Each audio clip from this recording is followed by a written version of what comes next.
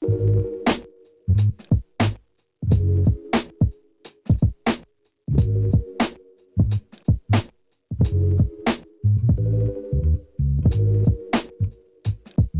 everybody, welcome to another episode of Ngobrol Bareng Seribu Tujuan. My name is Jennifer Budamulia and today we'll be talking about sexual violence and mental health.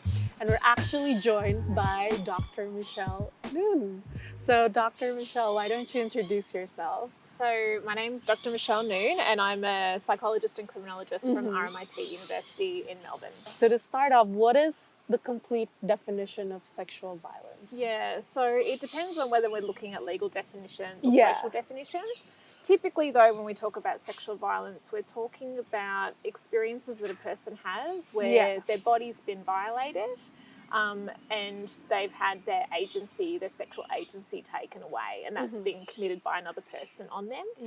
So sexual violence can be physical in its nature, so it can include things such as rape in all its varieties, but sexual violence can also include things like if you send somebody a photo of yourself and then they distribute that without your permission, we would also include that as sexual violence. All right. And even the threat to do so would be sexual violence. All right, yeah, because especially now in the era of like technology and social media, I think it's quite important to include that in like the definition of like sexual violence. Absolutely. So why do you think, what factors that leads to why sexual violence exists in the first place? Yeah, it's a really good question. So we think that sexual violence is often a gendered crime. So what we see is that it's mainly men who commit sexual violence against women, but also men that commit sexual violence against other men. So once we start to see that dynamic, and that's what it typically is, we start to look at explanations around gender and gender experiences. So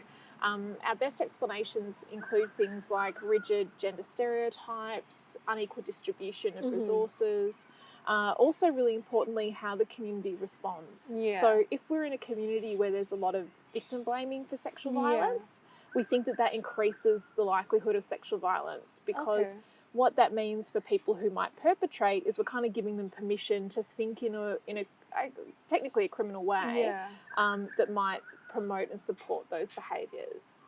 All right. So it's that kind of social script that we think really increases sexual violence. Yeah, and I think social script comes from like culture, context, as well as like religion, would you say? Absolutely. So we sometimes call that in sociological circles the soup. Okay. So it's not the technical name, but we all live in soup. And the funny thing about being in the soup is you don't kind of know you're in it. It's like a frog boiling. So when we're in this soup, we have these experiences, and they're based on, what we read in the media, the conversations we have, what we hear at religious events. So this kind of context gives us our values, and that then dictates our behaviour. Yeah. So with sexual violence, how does it impact someone's mental health? It's a great question. So when people experience sexual violence, that's often a violation of their human rights. Everyone has a right to feel safe in their body. Everybody has a right to be clear about what is acceptable and not acceptable with their own body, and no one has a right to take that away from you. So when somebody does, when sexual violence is committed against you, it can destabilise your identity. It can result in mental health impacts around your sleeping, your eating, your relationships, your emotional state. It can impact things like how you experience the world. So you might get flashbacks or what we call intrusions. It might result in really avoidant behaviour. So avoidant behaviour is where people will stop doing things they previously did because of the fear that they're experiencing. So it could be that, that might prevent someone engaging in work or education. So we see really deep impacts of sexual assault experiences and sexual violence experience for those who survive it. Yeah. And how does it impact like the victims, close circle and families as well? Yeah, so I guess there's a few things that can happen. When someone experiences sexual violence, we expect and hope that the community rallies around them and supports them. and that they come to their aid, that they care for them, and that they are really clear with that person that it's not their fault and they're not to blame. Unfortunately, that's not always the experience that people have, so survivors and victims have and report. And we see that particularly when the sexual violence happens in the home. So when the perpetrator is a family member, it's really unfortunate, but it's not uncommon that family will actually support perpetrators and not victims. And that's because perpetrators, we think, are also very, very good at grooming families to engage in that kind of behaviour.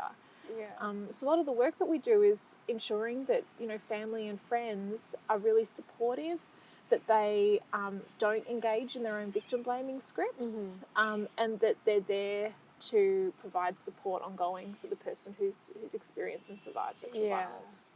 Yeah, I think it's important to, I think you mentioned as well, it could also happen in families where like the perpetrator is in the family, and like how should the victim come up and like report them and all those things. So it's a really interesting pickle, we might call it. It's not the technical term. We actually think that the majority of sexual violence occurs in the family and with people that are known, and particularly when we're talking about children. So what's also important is that there's not pressure on victims to report, because systems sometimes aren't able to support them appropriately and keep them safe. So even though we would like to encourage reporting, it's also important that that survivor and victim feels empowered and feels safe to do so. And that's a responsibility on us as a community. Going back when you mentioned about like someone reporting, but they were like, oh, we went out getting a bit drunk and like using all these things. How is that affects the definition of sexual violence? If one person is drunk, that's like consent is not there and all those things. And I think that like, So the way we used to think about consent was that it was important for people to say no. And the tricky thing when someone is alcohol and drug affected is that, well, they might not be able to say no. So we've actually shifted the definition. So now consent is about people actively and willingly saying yes. And it changes things, because if you're you know, inebriated, which is, you know, if you're drinking, you're allowed to do that. That's okay behaviour. You might not have the ability to consent. So now the onus isn't on you needing to say no. It's on the person having to hear a yes. There is a lot of complexity in the law as well. They're really hard crimes to try. So in the court of law, they're very hard to evidence, and that's because there's dynamics with what we call kind of reasonable perspectives. So what that means is that if a reasonable person would have perceived that the other person was consenting, that means that that's not likely to be considered a crime, and that's a really problematic part of the law that is continuing to be under review. And it's the system can and does work, and it sometimes works really well. So we certainly want to encourage, but also acknowledge that the violation that's happened is to that person. And often the legal system isn't actually about that person and their experiences. It's about holding the perpetrator accountable. That's really important. But it's also important that we don't, you know, constantly pressure victims and survivors to remove their own agency and have it removed from them. So now Dr. Michelle Noon is from Australia and currently works in Australia. So in Australia, is sexual violence still something that is considered urgent? Absolutely. So one of the dynamics we've seen in Australia is that sexual violence statistics have been increasing. Funnily enough, as criminologists, we actually see this as good news, and I'll explain why, because that seems really counterintuitive, that we would be happy if the sexual violence rates appear to increase. But when sexual violence rates increase, that doesn't mean that there's actually more sexual violence happening. It means that more people are feeling comfortable going to authorities to talk about it. So that's a really good thing. So when we see those rates increase, we kind of get a bit excited, because like, oh, that means that the system is working and that we're getting better reporting, and that's a really good thing. So we absolutely do see it as an urgent priority in this country. We have work at every level of government occurring to prevent and curb sexual violence against women and children and men as well. And it's something that, because it's such a huge violation, it's got social costs, it has huge economic costs. We think the costs of violence against women in particular in this country costs over $13 billion a year. So certainly it's just a huge priority for us in Australia. Yeah. And so you mentioned like with the, there's like increasing reported cases, and that's a good thing in a sense that, people believes in more. What types of interventions here and there that the government did to make sure that, a lot of people feel more comfortable to actually report their It's cases? a great question. So one of the things that has happened is lots more education of police. Yeah. Okay. So education of police so that they understand what sexual violence really is. Yeah. Back 20 years ago, police, had a lot of the problematic community attitudes that the community have. So people were coming in to report and saying, oh, I went out and I had a few drinks and this happened, and the police weren't taking that seriously. And absolutely, that's a serious case of sexual assault. So what happened was lots of education of police.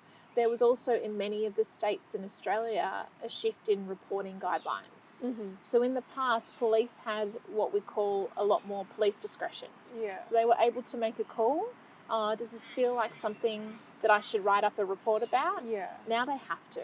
Mm-hmm. So they're not able to apply their own discretion, their own values, their own biases in the same way, which is actually a really good thing because, everybody in our community has their own values and some of those aren't always evidence-based. Yes. So it's been a good thing in terms of allowing us to see and hear about more sexual violence. We can actually do something about it.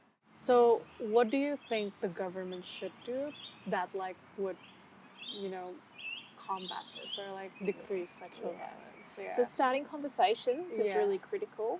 Looking to target and minimise those victim-blaming scripts. Yeah. So when they do come up, when our politicians are talking publicly and privately, when we are writing policy, when we're talking about these issues in courtrooms, when we're talking about them over coffee, it's really important that we're really grabbing those victim-blaming scripts and we're interrogating them. Yeah. So, when someone that is flicking through the paper saying, oh, well, why was she out so late if she didn't want this to happen? It's important that we're empowered as community members to say, you're entitled to be out as late as you like and nothing bad should happen to you. That's a human right.